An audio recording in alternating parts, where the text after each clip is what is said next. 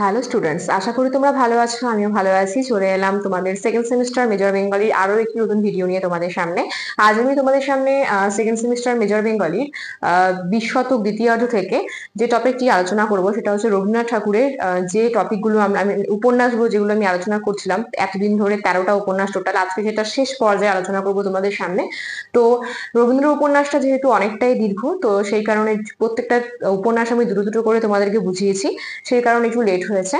তো আজকে আমি তোমাদের এই ভিডিওর মধ্য দিয়ে রবীন্দ্র উপন্যাসটা শেষ করব, এই টপিকটা। তো শুরু করার আগে তোমাদের একটি ইনফরমেশন দিয়ে রাখতে চাই যে তোমাদের অনলাইন ক্লাস কিন্তু শুরু হয়ে গেছে। যারা আমার সঙ্গে মেজর বেঙ্গলি ক্লাসে যুক্ত হতে চাইছো, যারা নোটস পেতে চাইছো, অবশ্যই আমার দেওয়া নাম্বারে যোগাযোগ করো। আমাদের যোগাযোগ নাম্বার 6295916282 7076398606। এই দুটো নাম্বারে ফোন করে তোমরা অ্যাডমিশন নিয়ে নিতে পারো এবং তোমাদের যা জিজ্ঞাসা রয়েছে করে নিতে পারো। দেখো, আমি তোমাদের যে টপিকগুলো রয়েছে সেগুলো পরপর আলোচনা করেছি। যে চ্যানেল থেকে আমার ভিডিও দেখছো সেই চ্যানেলে প্রত্যেকটা ভিডিও রয়েছে, অবশ্যই দেখে নিও এবং কেমন লাগলো আমাকে কমেন্ট বক্সে অবশ্যই জানিও। তাহলে দেখো, আজকে রবীন্দ্র উপন্যাসের শেষ পর্যায়ে আলোচনা করব। এখানে 3টা উপন্যাস রয়েছে। 3টা উপন্যাসের যে ছোট ছোট তথ্যগুলো রয়েছে সেগুলো তুলে ধরার চেষ্টা করছি। প্রথমে দুই বোন উপন্যাসটি রয়েছে, প্রকাশিত হয়েছে 1933-এ। এই উপন্যাসটি পরকীয়া, ঠিক আছে, এই উপন্যাসটি পরকীয়া বিষয়ক মিলনান্তক একটা উপন্যাস, ভালো মতো মাথায় রাখবে। দুই বোন উপন্যাসটি যে পত্রিকায় প্রকাশিত হয়েছে সেটা হচ্ছে বিচিত্রা পত্রিকা।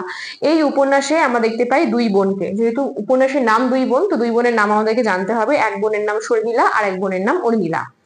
এরপর এই নারী প্রেমের যে একটা জয়, সেই জয় কিন্তু রবীন্দ্রনাথ ঠাকুর তার এই দুই বোন উপন্যাসের মধ্য দিয়ে দেখিয়েছেন। এই উপন্যাসটি দুই বোন উপন্যাসটি কিন্তু রাজশেখর বসুকে রবীন্দ্রনাথ ঠাকুর উৎসর্গ করেছেন। ভালো মতো মাথায় রাখবে, কারণ পরীক্ষার সময় তোমরা দেখতেই পাবে যে প্রকাশকালগুলো এসছে, ঠিক আছে।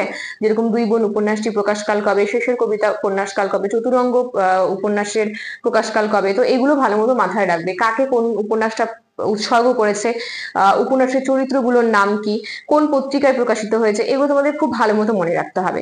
এরপরে চলে আসছি তোমার মালঞ্চ উপন্যাসে। মালঞ্চ উপন্যাসটি 1934-এ প্রকাশিত হয়েছে। এই উপন্যাসটিকে আমরা সামাজিক উপন্যাস বলতে পারি, আবার আমরা মনস্তাত্ত্বিক উপন্যাসও বলতে পারি। এই উপন্যাসটিতে আমরা দেখতে পারি যে নরনারীদের মধ্যে যে একটা জটিল সম্পর্ক, সেই সম্পর্ক স্থান পেয়েছে এই উপন্যাসে। বিচিত্রা পত্রিকায় প্রকাশিত হয়েছে এই উপন্যাসটি। এই উপন্যাসে আমরা দেখতে পাই যে দুই বোন যে উপন্যাসটি রয়েছে, যেটা নিয়ে আগে আলোচনা করলাম, এই দুই বোন উপন্যাসটির সঙ্গে কোথাও না কোথাও মালঞ্চ উপন্যাসের একটা মিল রয়েছে। এবং এই উপন্যাসটিও আমরা দেখতে পাই যে পরকীয়ামূলক এবং বিয়োগান্তক একটি উপন্যাস। এই উপন্যাসের কিছু চরিত্র হচ্ছে নীরজা, আদিত্য, সরলা এবং রমেন। এবার দেখো, আমি যে উপন্যাসটা আলোচনা করব সেটা হচ্ছে 4 অধ্যায় উপন্যাস। 4 অধ্যায় উপন্যাসটি 1934-এ প্রকাশিত হয়েছে। এই উপন্যাসটি হচ্ছে রবীন্দ্রনাথ ঠাকুরের শেষ উপন্যাস এবং এটি রাজনৈতিক উপন্যাস বলতে পারি। এই উপন্যাসে যে চরিত্রগুলো রয়েছে সেগুলো হচ্ছে এলা ও অতীন। তো এদের দুজনের যে একটা ভালোবাসার সম্পর্ক, এলা এবং অতীনের যে ভালোবাসার সম্পর্ক, এটাই হচ্ছে এই 4 অধ্যায় উপন্যাসের বিষয়। এবং ঘরে বাইরে যে উপন্যাস রয়েছে রবীন্দ্রনাথ ঠাকুরের, সেই ঘরে বাইরের উপন্যাসটির সঙ্গে কোথাও না কোথাও এই 4 অধ্যায় উপন্যাসের একটা মিল রয়েছে। এই 4 অধ্যায় উপন্যাসটিকে রবীন্দ্রনাথ ঠাকুর বলেছেন লিরিকের তোড়া।